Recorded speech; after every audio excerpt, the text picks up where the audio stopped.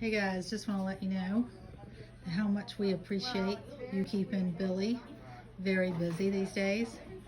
This is just a quick look at how many machines, hey Billy, Hello.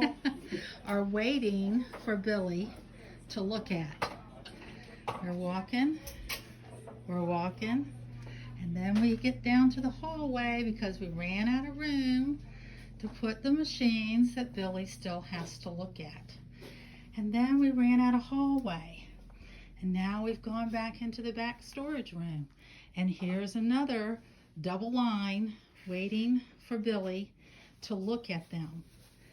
This is just a testament to how many of you are out there sewing masks or in quarantine and relying on your sewing skills to give you some entertainment during this time. We appreciate you giving him the business, but we want you to understand he's working as hard as he can to get the job done for you guys. So be patient. He'll get it done. Right, Billy? Yes, ma'am.